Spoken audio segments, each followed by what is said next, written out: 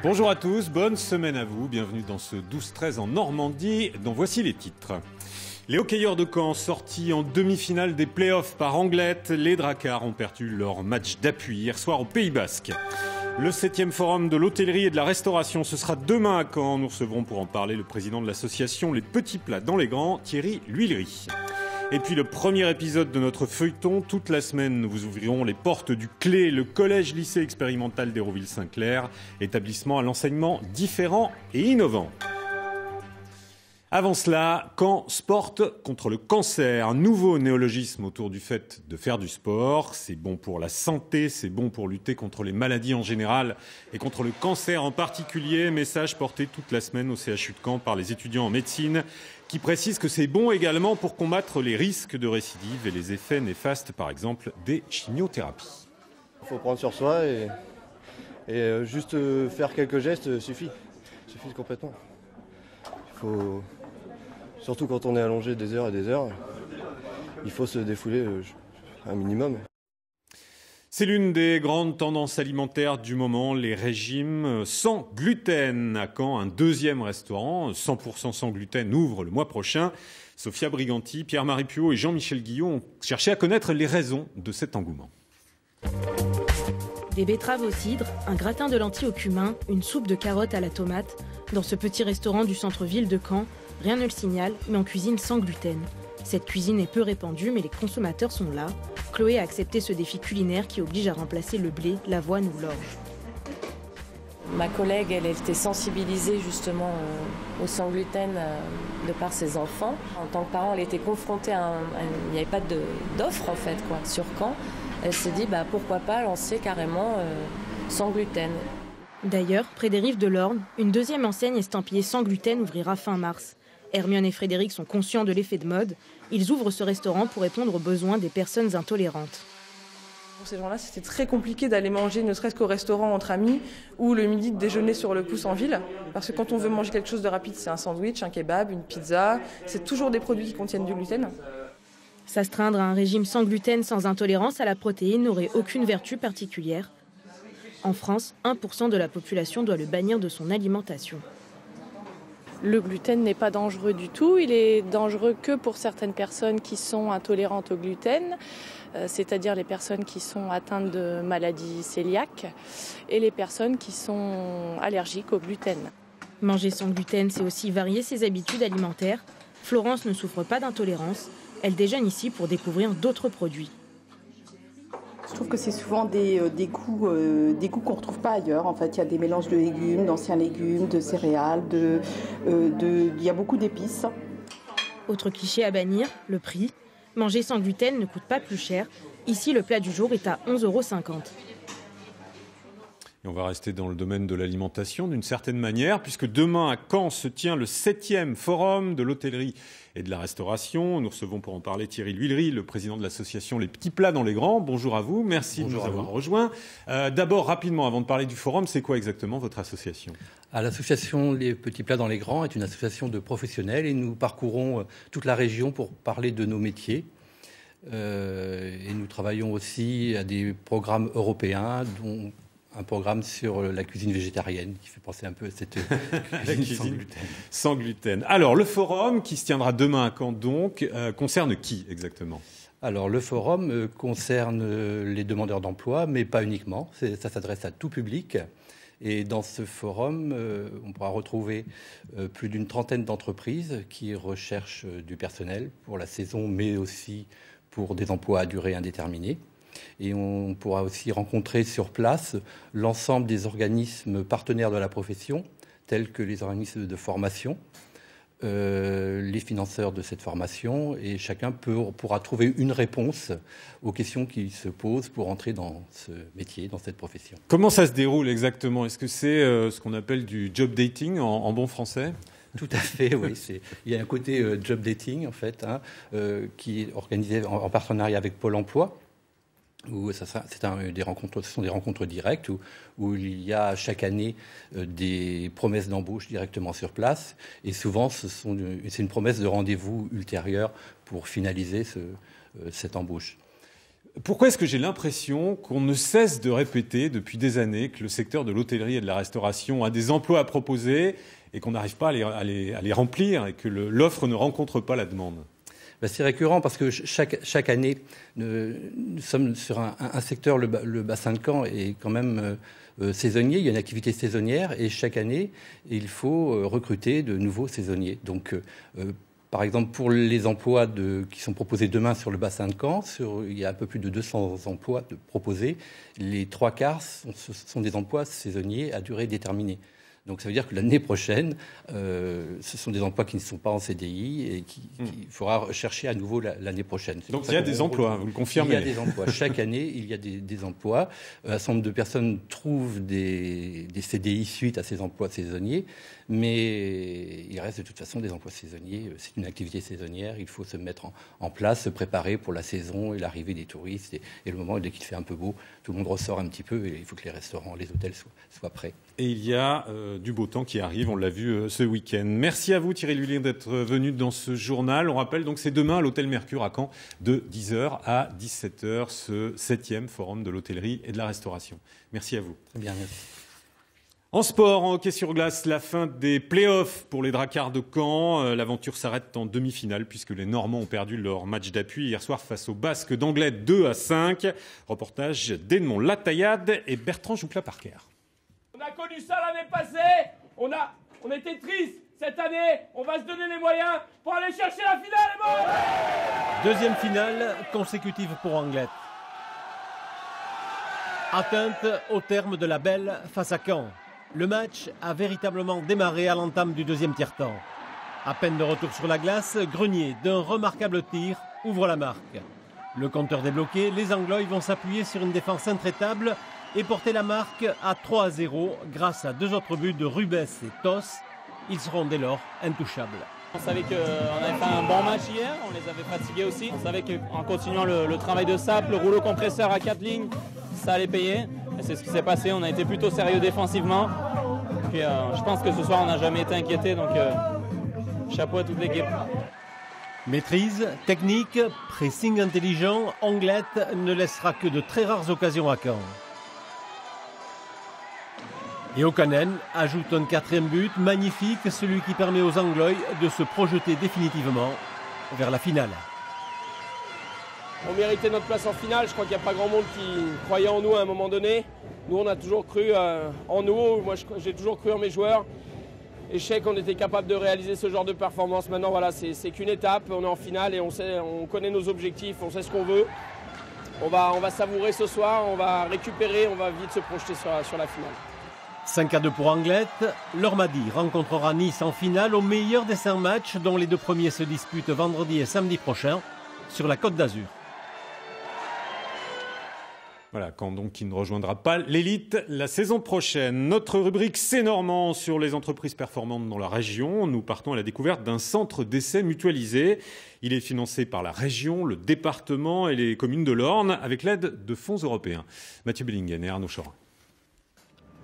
Bonjour, bienvenue dans C'est Normand. Je vous propose aujourd'hui une entreprise dans l'Orne, près de Flers, à Caligny très exactement. C'est le centre d'essai dynamique et on va voir ce qu'on y fait.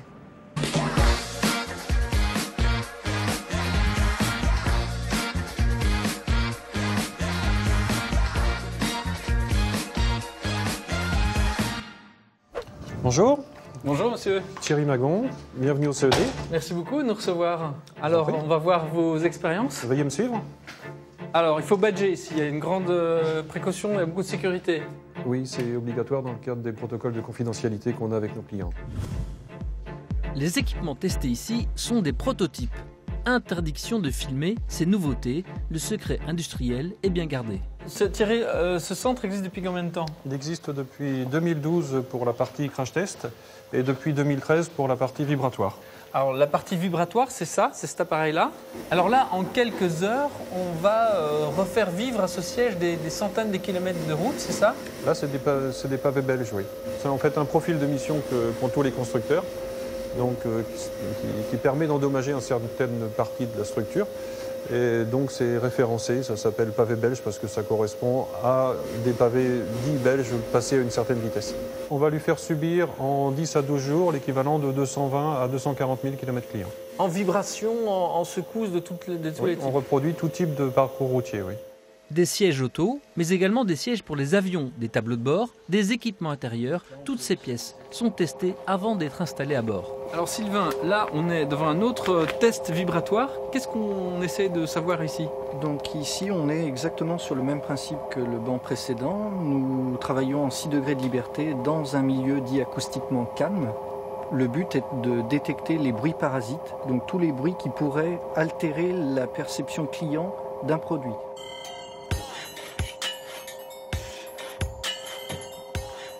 Alors ici, où est-ce qu'on se trouve, Thierry? On se trouve dans le hall catapulte. C'est un des 3 équipements du CED, celui sur lequel on fait de la reproduction de crash test.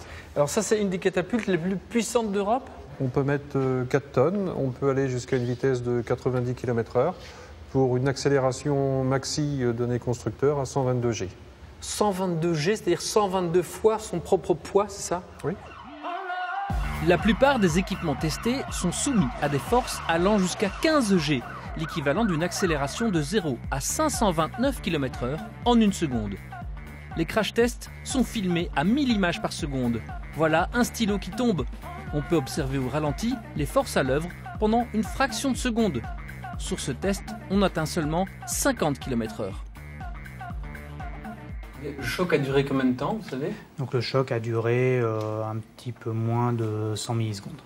100 millisecondes? Tout à fait. Donc un dixième de seconde? Un dixième de seconde, exactement. Ces mannequins sont dits biofidèles. Ils coûtent 40 000 € pièce. Bonjour Erwan. Bonjour. Alors, ici, on est dans la clinique du mannequin, c'est ça? Oui, nous sommes dans une partie du bâtiment qui nous sert à réparer les mannequins, les remettre en état et à vérifier qu'ils soient conformes avant de faire les crashs. Parce que quelquefois, ils sont malmenés dans les crashs? Ils sont souvent malmenés et ils sont référents pour tous les crashs de tous les essais dans le monde. Renault, PSA ou Ford sont clients ici. Mais le principal utilisateur, c'est Airbus. 800 crash tests sont menés ici chaque année, 24 heures sur 24. Les mannequins ne connaissent pas les RTT. Notre feuilleton cette semaine est consacré au Clé, établissement scolaire d'Hérouville-Saint-Clair, à côté de Caen. C'est un établissement scolaire différent, innovant, unique en son genre en Normandie. D'ailleurs, il n'en existe qu'une quinzaine en France. Pauline Latruite, Jacques Vetter, Fabrice Huguin, François Auville et Marc Michel sont retournés à l'école. Le Clé signifie collège, lycée, expérimental. Enfin ça, c'est la version officielle, écrite sur le mur.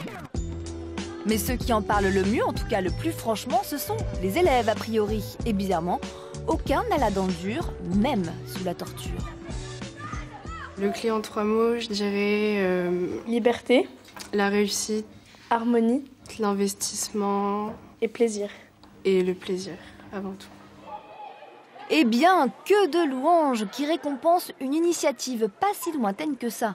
En 1982, des profs décident de créer à Hérouville une autre école où l'on apprend différemment, où l'élève surtout a la parole, au risque et péril des profs.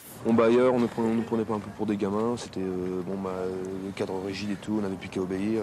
Ça me gênait un petit peu, ça faisait un peu trop armé pour moi. 33 ans après, nous nous sommes donc glissés dans ce laboratoire à idées pour comprendre la philosophie du Clé. Comment l'expérience a-t-elle évolué ?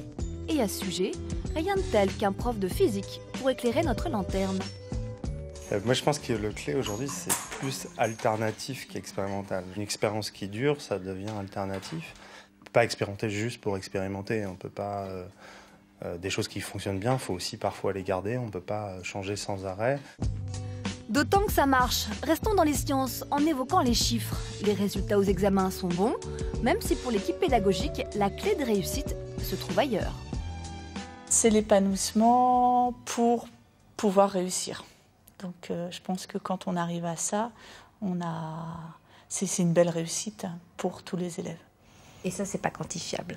Et ça, c'est difficilement quantifiable, effectivement. Et ici, Pas de hiérarchie ou très peu. Les profs ont leur salle, bien sûr, mais surtout le droit de vote. Ils élisent l'équipe de direction, je vous présente d'ailleurs le directeur, et tout ce petit monde se réunit tous les lundis pour la concertation. Au menu ce jour-là, transparence sur les finances et ajustement de l'emploi du temps. Vote 1. Décale-t-on le début des cours pour tous à 8h30 ? Qui est pour la proposition 1 ? Oui. Et prochainement, au printemps, commencera le recrutement car les élèves doivent se porter candidats. Ils effectueront un stage d'observation pour savoir si cet établissement un peu particulier leur plaît. Et dans ce cas, leur dossier passera devant une commission. Oui, vous êtes bien dans le service public. Effectivement, nous sommes service public et nous sommes fiers d'être service public. Et pour le recrutement, nous sommes sur 3 profils d'élèves. Un élève qui est un profil d'élève en réussite. Un deuxième tiers d'élèves qui peuvent être des élèves qui ont des difficultés scolaires, mais pas un cumul de difficultés. Et un troisième d'élèves qui, pour de multiples raisons, a des difficultés avec l'institution ou avec eux-mêmes ou avec leur représentation des choses. Et c'est en permettant ce mélange, ce travail commun, qu'on va essayer d'amener tout le monde vers un potentiel plus important. Une fois inscrits, les élèves auront la parole. Tout à l'heure, parmi les votants, figurait Yann, un terminal qui a été fâché avec l'école. Il vous racontera tout ça demain. Rendez-vous demain avec Yann. À Cherbourg, le musée des Beaux-Arts Thomas-Henry ouvrira ses portes au public à la fin de la semaine. Après des années de travaux, le musée est le 3e en Normandie en termes de collection d'art. Reportage de Sylvain Rouille et Claude Leloche. Séance de dépoussiérage. Après 4 années passées dans les réserves, ces sculptures en bronze d'Armand Levéel, à qui l'on doit la statue de Napoléon, brillent à nouveau. On le raccroche. Remis en lumière également cette imposante peinture de Gaston Bussière, qui paraît-il inspire aujourd'hui encore les auteurs de bandes dessinées. Il faut vraiment qu'on les déplace verticalement. Et donc c'est beaucoup de stress parce que on n'a pas le droit à l'erreur. Au fur et à mesure des accrochages, le musée Thomas-Henry reprend vie. Rien n'est laissé au hasard, la mise en scène a été soigneusement orchestrée. L'autoportrait, on va le mettre en début de simèse assez haut de façon à ce qu'il arrive à peu près au niveau du déjeuner de carême. Okay. Guillaume Foisse, peintre du Cotentin, retrouve sa place dans la salle rouge, dédiée au 19e siècle. L'accrochage, c'est un peu comme un scénario, c'est-à-dire qu'on raconte une histoire et on veut emmener le visiteur à découvrir cette histoire. Le musée, plus moderne, s'enrichit d'une 60aine d'œuvres, exhumées des réserves où elles avaient été oubliées. Nous sommes ici dans la salle marine du musée Thomas-Henry, où on présente une 40aine de peintures de marine qui datent toutes du 19e siècle et qui représentent pour la plupart des vues de Cherbourg et des vues de la Hague. Donc ce sont souvent de très grands formats qui valorisent la mer, la situation portuaire de Cherbourg. On a des scènes qui sont assez réalistes sur la vie des pêcheurs, dans ce goût des années 1850 pour revaloriser un peu les activités liées à la mer. Les chefs-d'œuvre sont toujours là et jamais très loin. Jean-François Millet. L'enjeu est double. D'une part, retrouver nos fidèles et leur présenter ce musée intégralement relooké, rénové. Et d'autre part, nous travaillons aussi avec l'équipe pour toucher de nouveaux publics, des gens qui ne venaient pas au musée auparavant. Je pense au jeune public, je pense également au public d'actifs, de trentenaires, et également au public qui est peut-être un peu plus éloigné du monde des musées. L'ouverture du musée, le 19 mars, marquera la touche finale du chantier du Centre culturel Casar, débuté en 2012. Voilà, c'est la fin de ce journal, le 19-20 ce soir avec Aurélie Misery. Le Grand Soir 3 avec Thierry Cléon pour la partie normande à 22h50. Demain à 10h15, Normandie matin. Je vous retrouve demain à midi pour un nouveau 12-13. Belle journée à tous et à demain. Retrouvez toute votre actualité régionale sur l'application France 3 Régions.